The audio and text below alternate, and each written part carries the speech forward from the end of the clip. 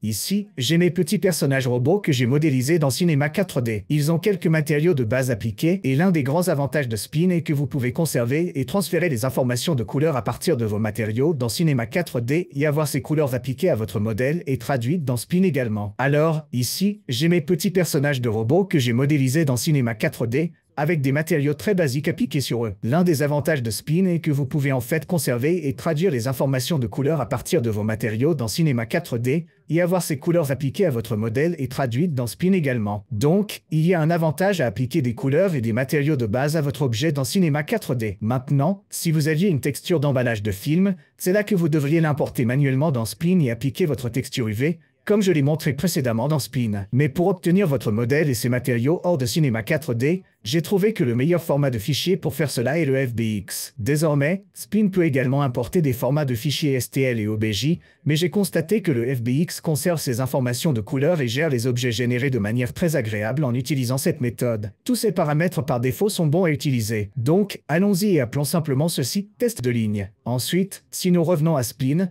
ce que nous pouvons faire à présent, c'est importer ce modèle de robot directement dans ce projet, où nous pouvons facilement enregistrer ce fichier et même lui donner un nouveau nom en double-cliquant sur « Sans titre ». Nous allons juste l'appeler « Awesome Shape 3D Yay Thing ». Je ne sais pas. Et appuyons sur « Entrée ». Ensuite, je vais revenir, aller dans mes fichiers, créer un nouveau fichier que je vais juste appeler RoboBoy et supprimer le rectangle par défaut qui se trouve dans chaque nouveau projet. Cliquez sur l'icône du hamburger, ouvrir les importations. Allons-y, prenons notre test Spin, qui est ce fichier FBX, allons dans la source, ouvrir la magie et voilà. Regardez ça, c'est notre petit robot avec ses couleurs toujours intactes dans notre navigateur. C'est le futur. Bienvenue dans le futur. Vous voudrez peut-être nettoyer certains des objets ici. Vous voyez que nous avons tous ces objets nuls différents que vous pouvez révéler ou masquer en les faisant pivoter vers le haut ou vers le bas. Mais voici notre véritable géométrie 3D. Je vais simplement zoomer en maintenant la touche CTRL ou commande enfoncée et en appuyant sur le signe plus. Vous pouvez voir qu'il y a cette petite pièce de ventilation. Voici quelques-uns des cubes qui composent notre objet, et vous pouvez voir qu'un matériau par défaut est appliqué à cet objet ici. Si je clique sur cette pièce de tête ici, vous verrez que l'éclairage est la couleur par défaut.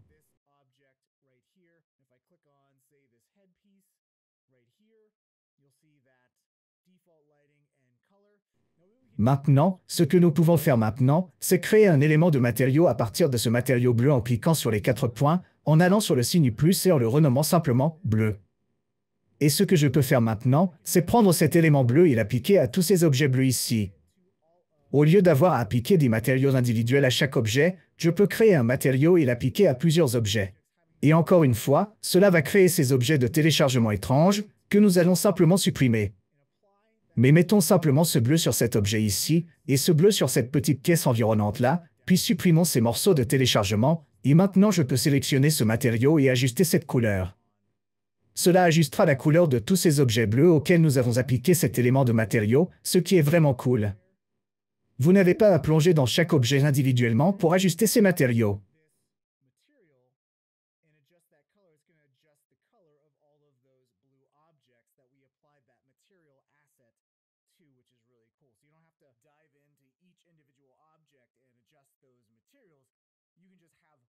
Vous pouvez simplement avoir un matériau appliqué à plusieurs objets et contrôler ainsi un petit nombre de matériaux appliqués à tous vos objets. Alors allons-y, dupliquons cet élément de matériau bleu, car ce que je veux faire, c'est ajouter un matériau différent, comme un matériau plus clair pour le visage. Alors je vais l'appeler bleu clair. Et pour cela, je vais utiliser aucun ombre du tout. Et j'ajouterai cet effet de flare très cool.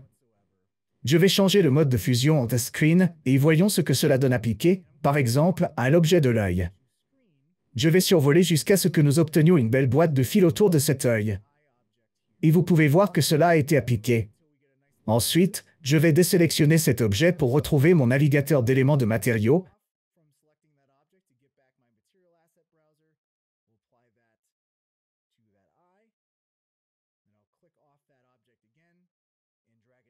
Puis je vais l'appliquer à la bouche à nouveau.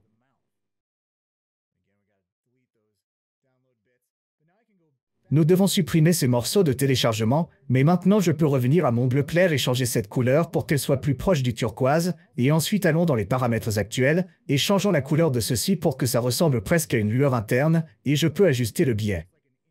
2,5, peut-être augmenter l'échelle à 15, augmenter l'intensité à environ 5. Vous pouvez voir que nous obtenons cet effet d'œil brillant vraiment sympa pour ce visage. Et l'un des avantages intéressants de l'importation de géométrie dans Spline, c'est que vous pouvez en fait importer des maillages de faible densité dans Spline et les subdiviser entièrement dans cette application. Donc, vous voyez, nous pouvons voir un peu de rugosité sur les mains là. Ce que nous pourrions faire, c'est prendre ce petit objet de doigt ici, et vous pouvez réellement ajouter des subdivisions en augmentant ces subdivisions dans le modificateur. Et si je vais en arrière et en avant, regardez comment cette partie deviendra plus lisse. Alors j'ajoute simplement des subdivisions pour subdiviser complètement et adoucir la géométrie à l'intérieur de Spline. Donc ce que vous pouvez faire, c'est simplement amener des maillages basse polis et les subdiviser entièrement dans cette application. Donc, que vous soyez novice en 3D ou que vous ayez une grande expérience en 3D, vous avez beaucoup de possibilités. Que ce soit en créant votre propre géométrie ou en important une géométrie de faible résolution et en la subdivisant directement dans l'application. Alors maintenant, nous avons ce robot importé dans Spline, texturé de manière assez agréable. Et ce que nous pouvons commencer à faire, c'est ajouter cette capacité web interactive à ce robot. Tout comme nous avons animé ces formes de base pour les faire pivoter lorsque vous survolez votre souris sur l'objet, nous pouvons en fait ajouter une animation pure et simple qui est déclenchée dès le départ. Peut-être que je veux que ces bras tournent vers le haut et vers le bas. Alors je vais sélectionner ce bras, et vous pouvez voir que dans Cinema 4D, j'ai en fait configuré les centres de l'axe là où l'axe de rotation devrait être. Donc, lorsque cela tourne vers le haut ou vers le bas, cela tourne parfaitement le long de ces articulations du bras. Et ce que je peux faire, c'est encore une fois, sélectionner cet objet, aller dans les états, et nous allons avoir cet état de base et l'état dans lequel nous allons passer. Je vais simplement déplacer ce bras et le faire pivoter légèrement vers le bas, puis ajouter un événement avant d'utiliser le survol de la souris. Ce que je vais faire, c'est simplement commencer, ce qui signifie que lorsque le fichier se charge sur un site web, l'animation va démarrer immédiatement. D'accord? Donc, je vais faire en sorte que cela soit cyclique, ce qui signifie que l'animation ira en arrière et en avant, et nous allons faire en sorte que cette animation se répète dans le navigateur web en utilisant ces transitions in et out. Nous allons faire la même chose pour ce bras gauche. Ajoutons donc un état, et quand il est sélectionné, nous allons faire pivoter ce bras vers le bas également. Nous allons ajouter le même événement, qui est démarrer. Donc, cela va démarrer, et nous allons choisir que l'animation soit cyclique, et ensuite nous allons appuyer sur lecture. Et vous pouvez voir que les bras bougent de haut en bas par défaut et utilisent cette interpolation in et out. Donc, je vais simplement quitter cette prévisualisation, et ça a l'air plutôt bien. Et si nous voulions que l'ensemble de cette chose monte et descende? Alors, ce que je vais faire, c'est prendre ce nul en haut là-bas, ajouter un état, et le faire monter. Donc, l'état de base et l'état 1, c'est juste un mouvement vers le haut. Nous allons ajouter cet événement pour qu'il se déclenche dès le début. Nous allons faire en sorte que cela soit cyclique, que cela se répète, et pour la durée de cette animation, faisons en sorte que cela dure 2 secondes, pour que ce ne soit pas trop rapide. Appuyons sur Lecture pour tester cela. Donc maintenant, nous avons ce bel effet de survol. Nous pouvons faire pivoter autour. Cela a vraiment l'air bien. Ajoutons un plan au sol ici. Choisissons une couleur gris clair. Ajoutons une ellipse pour le plancher, et nous allons simplement le faire pivoter à plat.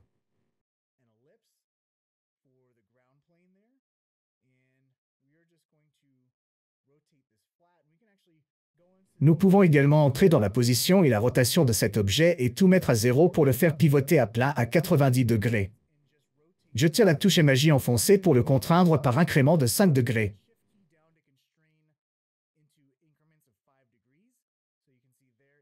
Vous pouvez voir que cet objet ici ne montre que le bas et pas le haut. C'est parce que cela ne rend que l'avant. Si vous regardez la visibilité, il ne rend que la face avant. Rendons en réalité les deux côtés visibles. Maintenant, nous voyons la face avant et la face arrière rendues. Pour la couleur, je vais charger un dégradé.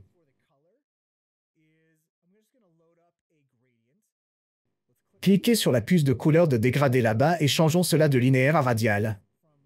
sur cette puce de couleur, qui est la couleur sur le côté extérieur de notre disque ici, je vais simplement cliquer sur cette couleur et réduire l'opacité. Donc maintenant, nous avons cette belle ombre.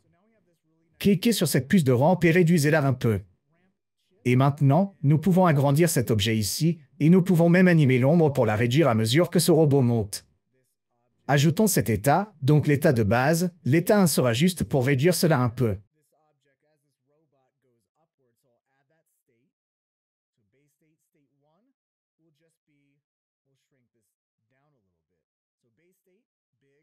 Donc, état de base, grand état, un petit état, et puis l'événement sera le démarrage et nous aurons cette durée.